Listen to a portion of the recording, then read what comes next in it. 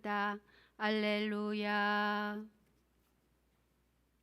주님께서 여러분과 함께 또한 사제의 영과 함께 마테오가 전한 거룩한 복음입니다. 주님 영광 받으소서.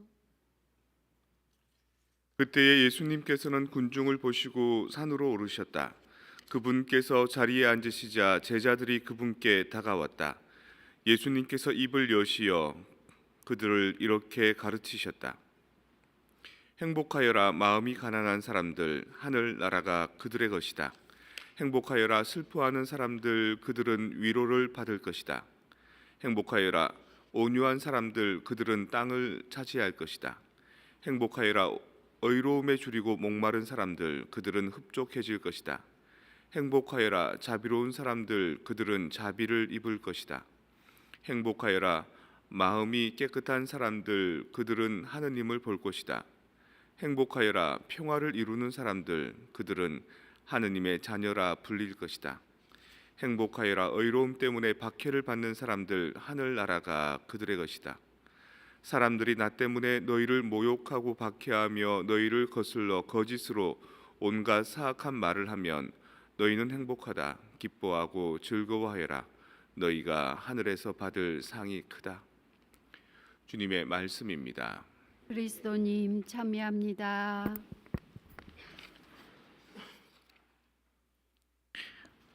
오늘 마테오 복음에서 예수님께서 산으로 오르셨다. 그리고 이제 입을 여시어 그들을 가르치셨다. 행복하여라. 대개 이 마테오 복음의 이 구절을 두고 산 위에서 가르치신 얘기다. 그래서 산상수훈이라고 많이 알려져 있죠. 근데 요즘에는 산상수훈이란 말을 안 씁니다. 마테오 복음에서는 산에 오르셨다 이렇게 한 다음에 가르치는데 다른 복음서에는 평지에 내리시어 이렇게 얘기하거든요. 앞뒤가 좀 안 맞는 거죠. 그래서 그냥 행복 선언 이렇게 얘기합니다. 이 성경 구절을요. 행복하여라 마음이 가난한 사람들, 행복하여라 슬퍼하는 사람들, 행복하여라 온유한 사람들, 행복하여라 의로움에 줄이고 목마른 사람들. 일독서에서 이런 얘기 나옵니다. 스바냐 예언서에서 주님을 찾아라. 이 땅의 모든 겸손한 이들아 의로움을 찾아라. 겸손함을 찾아라. 그래서 이 행복할 수 있는 가치가 긍정적인 뉘앙스 때문에 행복해지는 게 아니라 오히려 슬퍼하고 목마르고 또 뭐 의로움 때문에 박해받고 이런 부정적인 요소가 오히려 긍정적인 행복함의 요소가 될 수 있는 역설을 이렇게 나타내고 있거든요. 그래서 그 전체적인 맥락들을 다 봤을 때 어떻게 하면 우리가 진짜 행복할 수 있을까? 어떻게 하면 예수님께서 너희들 행복해라. 그런데 어떻게 하면 행복할 수 있을까? 겸손하고 가난해라. 이런 역설을 갖고 있습니다. 그래서 저는 오늘 독서와 복음의 어떤 구절보다도 humble이라는 단어 그리고 humility라는 단어 이게 이제 마음에 많이 와닿습니다. 겸손이라는 단어인 거죠. 겸손은 건물을 짓는 데 있어서 기초를 잘 쌓아놓는 기초공사가 됩니다. 겸손이 없으면 그 위에 다른 어떤 기도도 어떤 학식도 어떤 인간적인 노력도 나중에는 허물어지고 마는 타이스의 명상곡 있지 않습니까? 여러분들 한 번씩 들어봤을 겁니다. 따라라라라라 라라라 라라라라라라라 이게 타이스의 명상곡이거든요. 메디테이션이라고 되어 있습니다. 근데 이 타이스가 이제 나온 배경이 언제냐면 한 3세기, 4세기 이스라엘에서 예수님이 나타나셨고 그 다음에 예수님 돌아가신 후에 사도들이 막 나타나고 공동체가 4개가 큰 게 생깁니다. 예루살렘 공동체, 그리고 안티오키아 공동체, 그리고 알렉산드리아 공동체, 그리고 더 저 멀리 그 로마 공동체 이렇게 큰 교회 공동체가 생기거든요. 그 중에서도 알렉산드리아 공동체에 대한 이야기입니다. 이 타이스의 명상곡 나오는 이 이야기가 그 파피니스라는 그 은수자가 살았습니다. 정식으로 수도원이 생기고 수도자들의 규칙과 규율이 생기기 전에 그냥 개인적으로 늘 하느님 말씀을 음미하고 듣고 그다음 그것에 살아가는 거룩한 사람들, 그들을 은수자라 그러거든요. 그 은수자 중에서도 가장 뛰어난 은수자라고 여겨지는 사람이 바로 파피니스입니다. 아주 젊은 사람인데 나이가 지긋한 은수자가 그 파피니스한테 와서 선생님 좋은 말씀 좀 가르쳐 주십시오, 한 말씀 해주십시오 이럴 정도로. 그리고 사람만 그렇게 찾는 게 아니라 파피니스가 자고 있는 그 은수지 움막에 가면 그 다음날 아침에 동물 발자국이 그렇게 많다는 겁니다. 동물들이 와서 프란치스코 성인처럼 파피니스를 찾았냐? 그게 아니라 그 당시에 사람들이 생각했을 때 마귀, 악마는 반은 사람의 형상을 가지고 있고 반은 동물의 형상을 지니고 있다고 생각했거든요. 그러니까 하체가 짐승의 몸을 하고 있기 때문에 악마들이 거기서 왔다 갔다 했던 그 흔적이 동물의 발자국으로 남았다는 거죠. 그러니까 파피니스가 은수자로서 열심히 기도하고 열심히 하나님을 따르고 있으니까 유혹하려고 죄짓게 하려고 막 아무리 해도 파피니스가 끄떡도 안 했다는 겁니다. 오히려 새벽에 해가 뜰 때, 날이 밝을 때 되면 그 반인반마의 마귀들이 눈물을 흘리면서 돌아가더라, 이런 얘기들이 막 그 일대에 소문이 난 겁니다. 그만큼 훌륭한 수도자인 거죠. 어느 날 기도하고 있는데 파피니스한테 뭔가 이렇게 환시 또는 영상이 머릿속으로 떠오릅니다.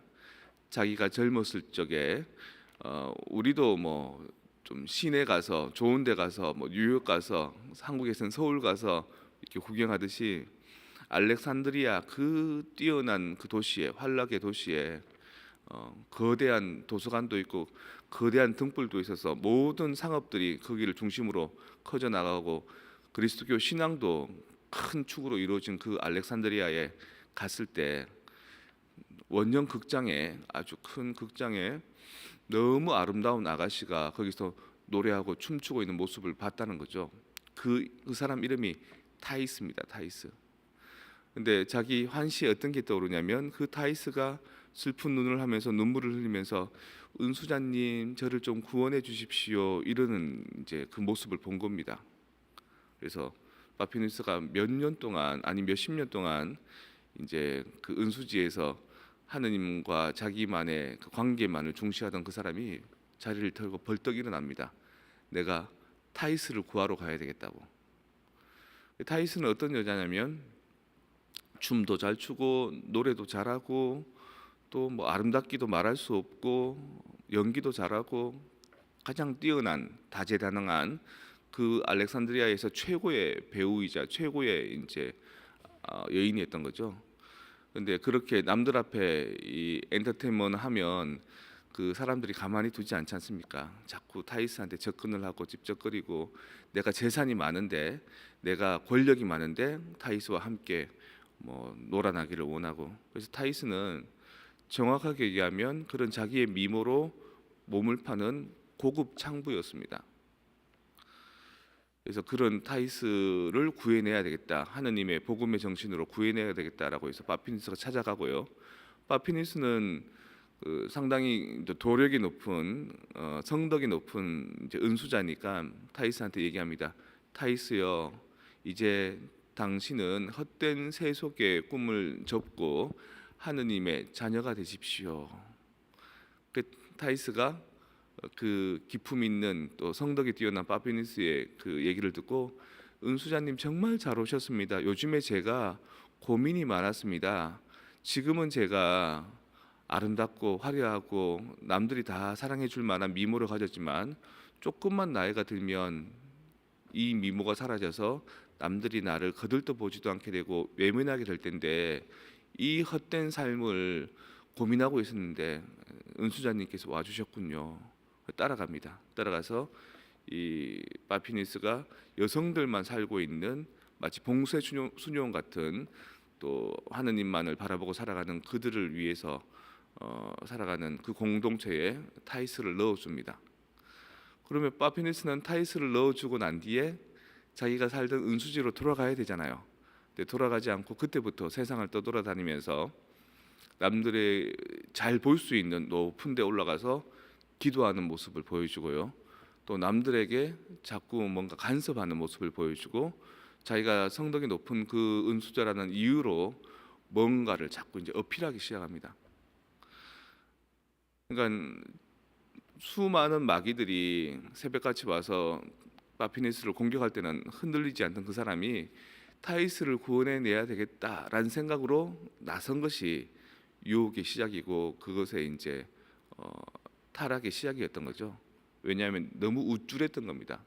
험불하기보다 휴밀리티하기보다도 너무 교만했던 거죠. 내가 이 타이스도 회개시키고 세상의 사람들에게도 나의 그 기도와 성덕으로 변화시킬 수 있다는 그 자부심. 그래서 나중에 어떻게 되냐면 타이스를 넣어 주었던 그 여자들의 공동체에 가서 문을 두드립니다. 그 여자를 내놓으라고, 그 여자 내 거라고. 그럼 거기서 다시 쫓겨나는 거죠. 외면당하는 거죠. 한때는 성인이었다가 나중에는 타락한 죄인이 되는 그 모습을 그 소설 타이스는 보여줍니다. 겸손이란 것은 한 번 하고 끝나는 게 아니라 내내 계속 중요한 겁니다. 그리고 그 겸손의 고삐를 놓치게 되면 이때까지 노력했던 그 모든 것들이 오히려 아까 그 파피니스처럼 나의 장점이 단점이 되어서 주변 사람들 물건이 오니와 나의 명예와 내 삶 전 존재를 흔들어 버립니다. 행복하여라 마음이 가는 사람들, 행복하여라 슬퍼하는 사람들, 행복하여라 온유한 사람들. 행복하는 이유가 기도를 잘하는 사람들, 돈을 잘 버는 사람들, 건강한 사람들, 인품이 좋은 사람들이 아니고 오히려 슬퍼하는 사람이어야 되고 마음이 허물어지는 사람이어야 되는 이유가 바로 그런 겁니다. 그게 진정한 행복이다. 우린 많은 경우 내가 노력하고 추구하는 것들을 계속 성취하면 행복할 수 있다고 착각하는데 그게 아니라 오히려 더 기초공사를 겸손의 휴밀리티를 계속해서 잊지 않고 그걸 기초로 해서 그 위의 것들을 쌓아갈 때 진정한 행복을 얻을 수 있는 겁니다.